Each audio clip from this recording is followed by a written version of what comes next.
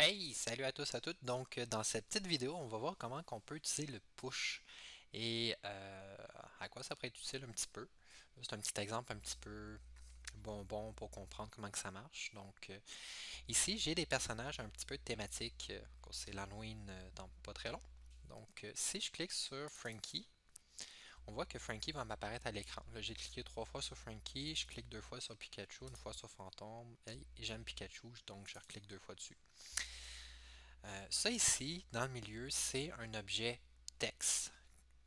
Comme on est habitué de l'utiliser, la seule petite particularité ici, c'est que je l'ai configuré qui fait un retour de ligne lorsqu'il est trop long. Donc, à la place de continuer jusqu'en dehors de l'écran, il continue en dessous. Donc, si je fais F12, par exemple, je peux aller taper G texte message, regarder la valeur de la propriété texte de cet objet-là, et je vois que j'ai exactement ce qui est affiché à l'écran.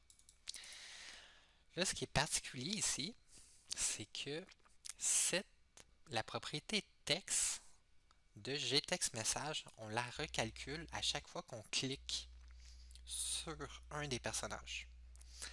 En fait, ce qu'on fait, c'est qu'à chaque clic sur un personnage, on stocke le nom qui a été cliqué dans un tableau. Donc, si je tape par exemple G tab personnage, ça c'est mon tableau des noms des personnages et je vois que j'en ai 8. Puis effectivement, à l'écran j'en ai 8. Et si on regarde, ça va de l'index 0 jusqu'à l'index 7 et c'est dans l'ordre dans lequel j'ai cliqué. Donc, si je me mets à aimer le fantôme, je clique 3 autres fois dessus. Et là, dans la console, je retape G tab personnage. Je vois que maintenant, je suis rendu à 11. Donc, là, ce qu'on fait, c'est qu'à chaque clic, on rajoute un personnage dans le tableau. Et par la suite, on s'en va aller recalculer la nouvelle valeur affichée pour la propriété texte de GTextMessage en se disant, ben, je vais juste aller chercher tous les éléments, puis je vais les additionner un à la suite de l'autre, je vais les concaténer à la propriété texte de GTextMessage. Donc, je vais faire une boucle. Au début, je vais mettre mon GTextMessage à vide et par la suite, je vais parcourir mon tableau, je vais prendre chacun des éléments un à la suite de l'autre et ces éléments-là, je vais les concaténer à la propriété texte de mon objet.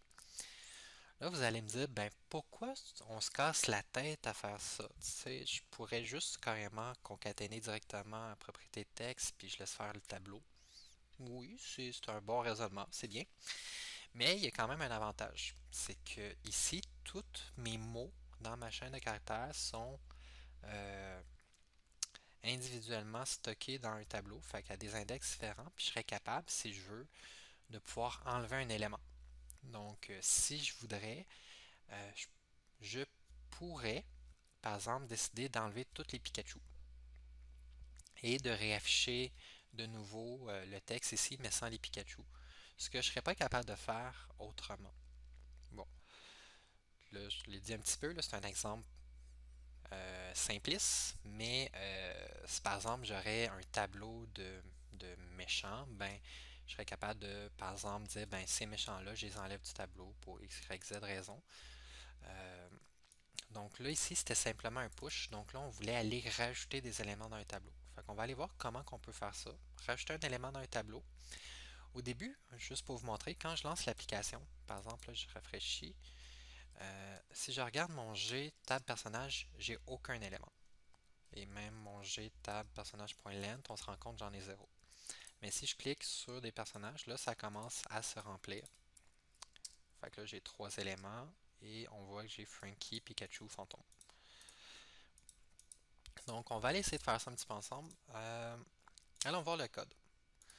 Donc là, euh, on voit qu'on a un G texte personnage qui correspond à notre objet text.js, ok? Et on a un G tab personnage qui correspond au tableau servant à contenir tous les noms des personnages dans l'ordre où c'est qu'on les a mis.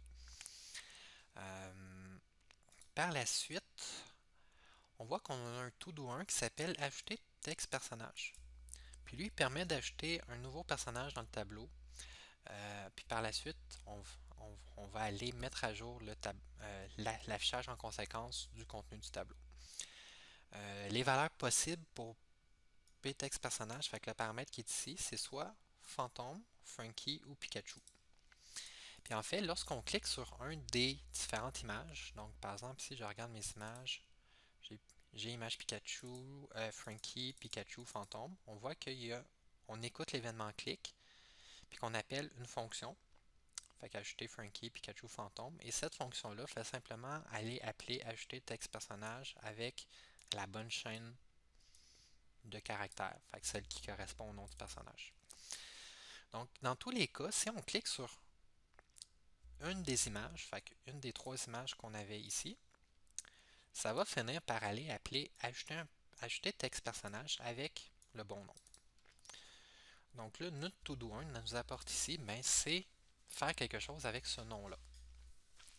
Donc là, ce qu'on veut faire, on a deux étapes dans notre algorithme. Le premier, c'est qu'on va aller ajouter à notre tableau, fait qu'à G tab personnage qui est vide pour l'instant, on va aller y rajouter le personnage qu'on vient de cliquer dessus. Donc on va faire G tab personnage, fait que le nom de mon tableau. Et là, pour rajouter un élément dans un tableau, on utilise la fonction push. Donc point push. Et dans la parenthèse, je vais aller indiquer l'élément que je veux rajouter. Donc moi, je sais que c'est un tableau de chaîne de caractères et la valeur que je veux rajouter, je l'ai obtenue par le paramètre pText type personnage. Je sais que ça va être soit fantôme, Frankie ou Pikachu, selon quel personnage j'ai cliqué. Donc, je vais aller prendre la valeur de mon paramètre gText type personnage et je vais le rajouter à mon tableau. Donc là, mon tableau va être moins vide, il va être moins triste. La deuxième étape ici, c'est que je vais aller appeler la fonction pour afficher le tableau et le mettre à jour sur la scène. Donc, afficher tableau. Fait que c'est notre to-do 2 qu'on va aller compléter. On aurait pu peut-être tout mettre dans la même fonction. Ici, on le sépare en deux. Donc, juste pour bien séparer le fait qu'on a ajouté dans le tableau et l'autre, qu'on va aller recalculer la nouvelle valeur de la propriété texte. Donc, tantôt, qu'est-ce que je vous disais? C'était que le G textMessage.text, fait que la propriété texte de notre objet qui est ici, à chaque fois, à chaque clic sur un des personnages, on efface le contenu. Fait que la propriété texte, on va la remettre à vide. Puis on va faire une boucle sur tous les éléments dans notre tableau. Puis on va simplement les concaténer chacun des éléments. Fait que Frankie, Pikachu, puis Fantôme. On va tous les coller un à la suite de l'autre dans notre propriété texte en mettant des espaces. Donc, on va aller faire ça. Donc, ma première étape, c'est aller mettre le texte sur la scène à vide. Donc, je vais dire, ben, mon G texte message.text, je vais le mettre à vide. Par la suite, c'est faire une boucle pour parcourir le tableau de personnage. Ici, on ne dit pas que c'est une boucle en sens inverse, donc on va y aller le plus simple possible. On va faire une boucle avec un for. On ouvre notre parenthèse, on va déclarer une variable.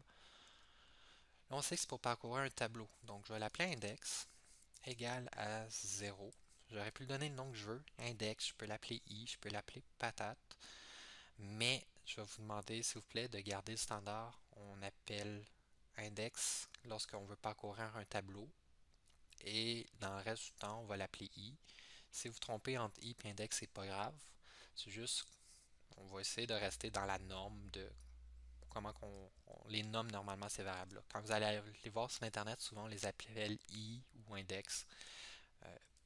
Fait qu'on garde un petit peu ce nom-là. Ici, c'est ça. On va faire déclarer index qu'on va mettre à la valeur 0 et par la suite, on va dire tant que mon index est plus petit que la taille de mon tableau. Donc, gtab personnage.length et à chaque fois, je vais aller augmenter mon index de plus 1. Donc là, je fais un parcours classique. Là. Fait que je parcours tous les éléments de mon tableau.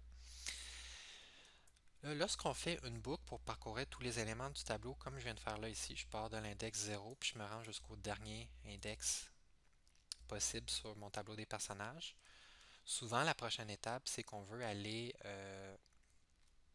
sauvegarder cette valeur-là qu'on vient d'obtenir dans une variable. Fait que là, ici, je pourrais me déclarer une variable, puis par exemple, je l'appelle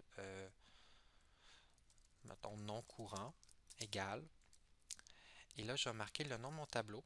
J'ai tab personnage. Je vais mettre des crochets. Puis je vais dire index.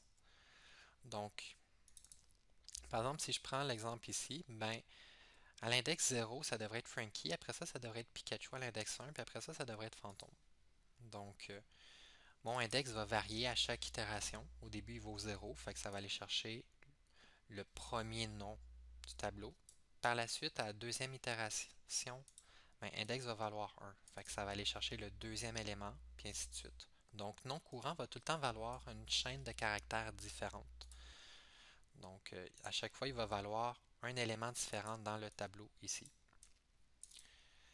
Donc là, qu'est-ce que je veux faire avec cet élément-là? C'est simplement aller le rajouter, le concaténer à ma propriété texte de mon getextMessage. Donc, je vais dire, ben, getextMessage.text, ça va être plus égal, parce que je veux conserver la valeur qu'il y avait déjà, mais je veux y rajouter en plus le nom courant. Donc, ça va être plus égal au nom courant. Et là, si j'essaie de l'exécuter comme ça, ils vont tout être collés les noms sans aucun espace. Fait que ce que je vais faire, c'est que je vais rajouter un espace ici, puis un plus. Je vais sauvegarder et on va l'essayer. Donc, je vais aller ici. Là, je suis dans le vrai, je le lance et je clique sur les personnages. On voit ça se rajoute. Donc là, si j'avais pas mis d'espace, juste pour vous montrer, ça fait un petit peu moins cute. Donc là, je remets l'espace. Et c'est ça. Donc là, c'était simplement pour vous montrer comment on peut rajouter un élément dans un tableau. Ensuite, parcourir tous les éléments du premier index jusqu'au dernier index. On récupère l'élément courant et ensuite on le rajoute. Dans ce cas-ci, on fait une concaténation pour rajouter à notre propriété texte de notre objet textRadius. Dans l'exemple numéro 2 qu'on va voir dans pas long, ben, on va voir comment on peut également aller retirer des éléments. Fait qu'on va être capable d'aller effacer le dernier élément qu'on avait mis dans le tableau et réafficher notre texte. Fait qu'un petit peu comme si on s'est trompé, ben, on peut annuler notre choix. Fait que à bientôt et on se revoit dans la prochaine vidéo.